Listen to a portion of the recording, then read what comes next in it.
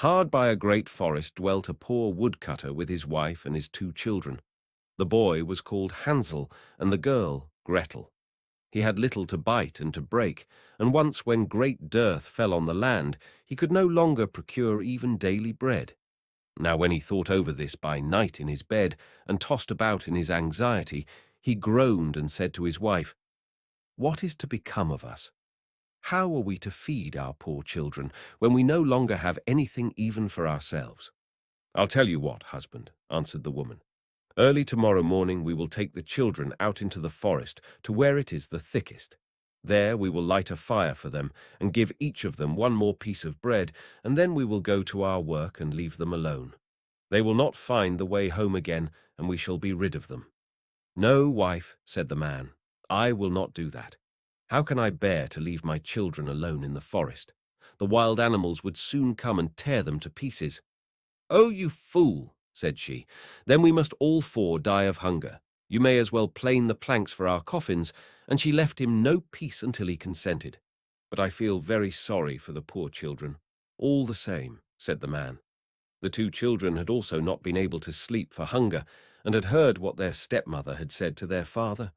Gretel wept bitter tears and said to Hansel, "Now all is over with us." "Be quiet, Gretel," said Hansel. "Do not distress yourself. I will soon find a way to help us." And when the old folks had fallen asleep, he got up, put on his little coat, opened the door below, and crept outside. The moon shone brightly, and the white pebbles which lay in front of the house glittered like real silver pennies. Hansel stooped and stuffed the little pocket of his coat with as many as he could get in.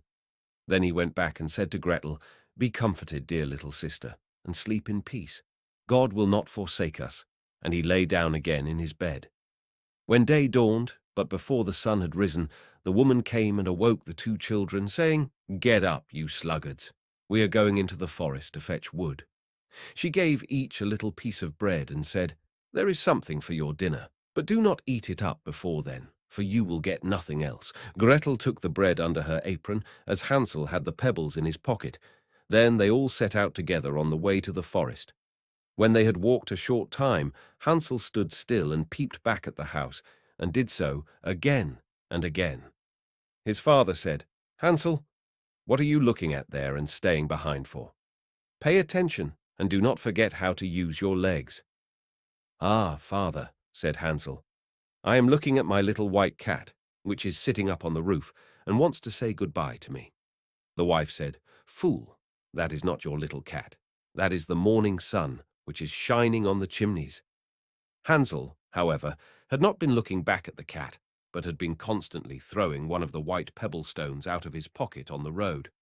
When they had reached the middle of the forest, the father said, "Now, children, pile up some wood, and I will light a fire that you may not be cold." Hansel and Gretel gathered brushwood together as high as a little hill. The brushwood was lighted, and when the flames were burning very high, the woman said, "Now, children, lay yourselves down by the fire and rest. We will go into the forest and cut some wood. When we have done, we will come back and fetch you away." Hansel and Gretel sat by the fire, and when noon came, each ate a little piece of bread, and as they heard the strokes of the wood axe, they believed that their father was near. It was not the axe, however, but a branch which he had fastened to a withered tree, which the wind was blowing backwards and forwards, and as they had been sitting such a long time, their eyes closed with fatigue, and they fell fast asleep. When at last they awoke, it was already dark night. Gretel began to cry, and said, "How are we to get out of the forest now?" But Hansel comforted her and said, "Just wait a little, until the moon has risen, and then we will soon find the way." And when the full moon had risen, Hansel took his little sister by the hand, and followed the pebbles which shone like newly coined silver pieces, and showed them the way. They walked the whole night long, and by break of day came once more to their father's house. They knocked at the door, and when the woman opened it and saw that it was Hansel and Gretel, she said, "You naughty children, why have you slept so long in the forest? We thought you were never coming back at all." The father, however, rejoiced, for it had cut him to the heart to leave them behind, alone. Not long afterwards, There was once more great dearth throughout the land, and the children heard their mother saying at night to their father, "Everything is eaten again. We have 1/2 loaf left, and that is the end. The children must go. We will take them farther into the wood, so that they will not find their way out again. There is no other means of saving ourselves." The man's heart was heavy, and he thought, "It would be better for you to share the last mouthful with your children." The woman, however, would listen to nothing that he had to say, but scolded and reproached him. He who says A must say B likewise, and as he had yielded the first time, he had to do so a second time also. The children, however, were still awake and had heard the conversation. When the old folks were asleep, Hansel again got up and wanted to go out and pick up pebbles as he had done before, but the woman had locked the door, and Hansel could not get out. Nevertheless, he comforted his little sister and said, "Do not cry, Gretel. Go to sleep quietly. The good God will help us." Early in the morning came the woman and took the children out of their beds. Their piece of bread was given to them, but it was still smaller than the time before. On the way into the forest, Hansel crumbled his in his pocket and often stood still and threw a morsel on the ground. "Hansel, why do you stop and look round?" said the father. "Go on." "I am looking back at my little pigeon which is sitting on the roof and wants to say goodbye to me," answered Hansel. "Fool," said the woman, "that is not your little pigeon. That is the morning sun that is shining on the chimney." Hansel, however, little by little, threw all the crumbs on the path. The woman led the children still deeper into the forest, where they had never in their lives been before. Then a great fire was again made, and the mother said, "Just sit there, you children, and when you are tired you may sleep a little. We are going into the forest to cut wood, and in the evening, when we are done, we will come and fetch you away." When it was noon, Gretel shared her piece of bread with Hansel, who had scattered his by the way.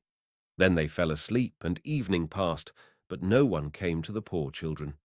They did not awake until it was dark night, and Hansel comforted his little sister and said, "Just wait, Gretel, until the moon rises, and then we shall see the crumbs of bread which I have strewn about.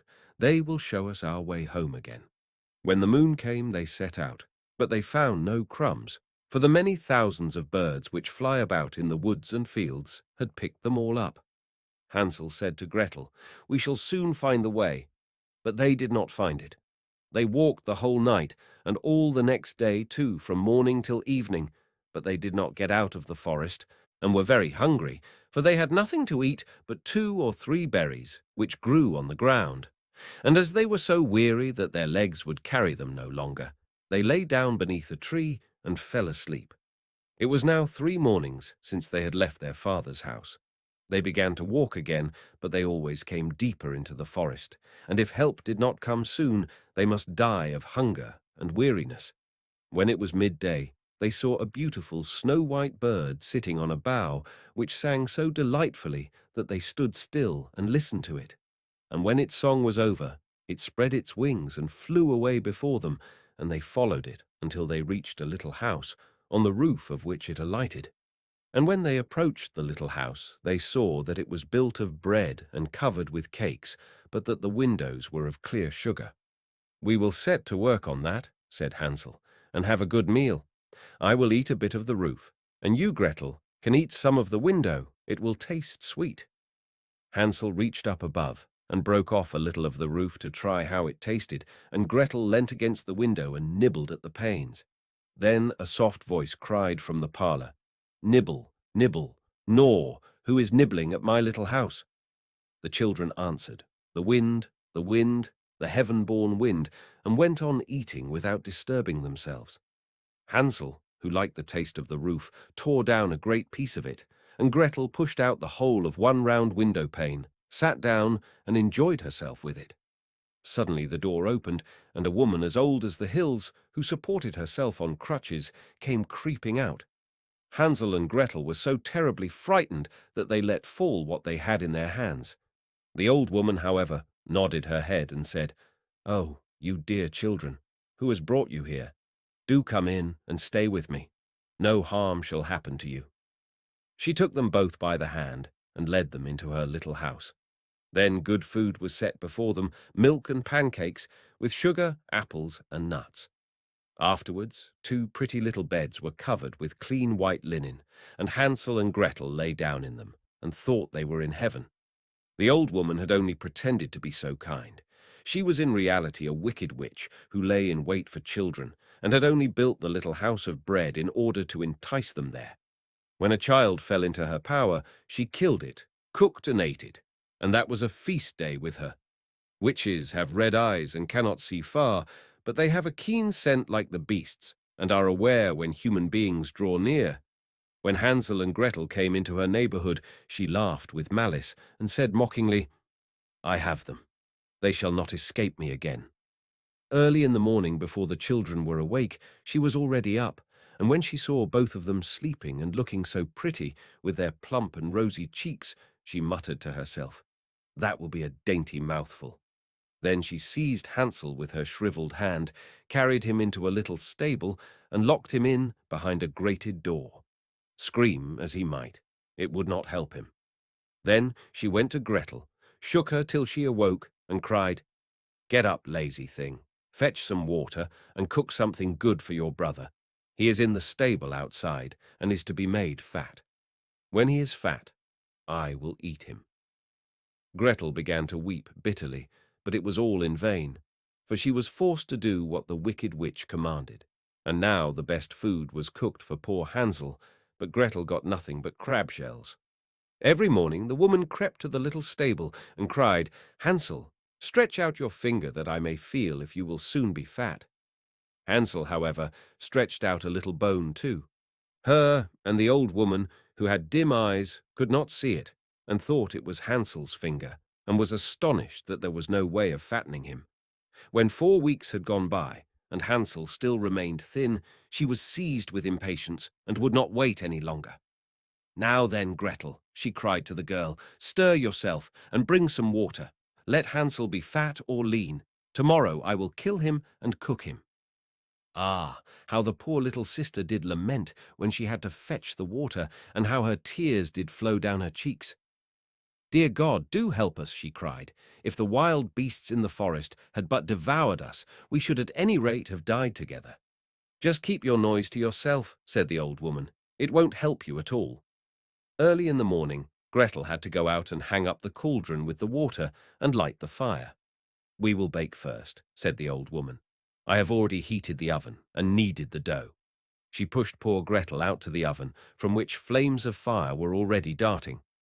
"Creep in," said the witch, "and see if it properly heated, so that we can put the bread in." And once Gretel was inside, she intended to shut the oven and let her bake in it, and then she would eat her too. But Gretel saw what she had in mind, and said, "I do not know how I am to do it. How do I get in?"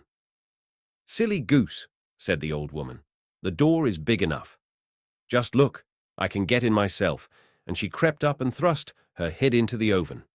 Then Gretel gave her a push that drove her far into it, and shut the iron door, and fastened the bolt. Oh! Then she began to howl quite horribly, but Gretel ran away, and the godless witch was miserably burnt to death.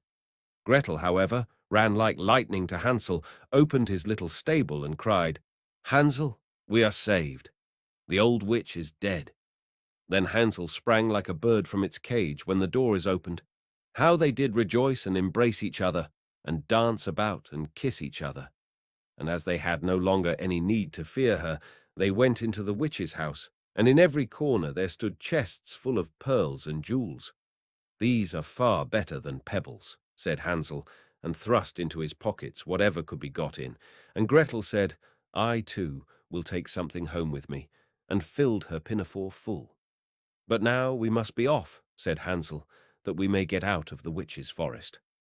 When they had walked for 2 hours, they came to a great stretch of water. "We cannot cross," said Hansel. "I see no foot-plank and no bridge." "And there is also no ferry," answered Gretel, "but a white duck is swimming there.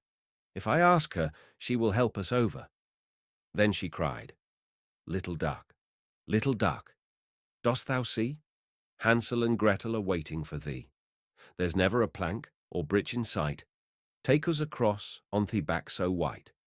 The duck came to them, and Hansel seated himself on its back and told his sister to sit by him. "No," replied Gretel, "that will be too heavy for the little duck. She shall take us across, one after the other." The good little duck did so, and when they were once safely across and had walked for a short time, the forest seemed to be more and more familiar to them, and at length they saw from afar their father's house. Then they began to run, rushed into the parlour, and threw themselves round their father's neck. The man had not known one happy hour since he had left the children in the forest. The woman, however, was dead. Gretel emptied her pinafore until pearls and precious stones ran about the room, and Hansel threw one handful after another out of his pocket to add to them. Then all anxiety was at an end, and they lived together in perfect happiness. My tale is done. There runs a mouse. Whosoever catches it may make himself a big fur cap out of it.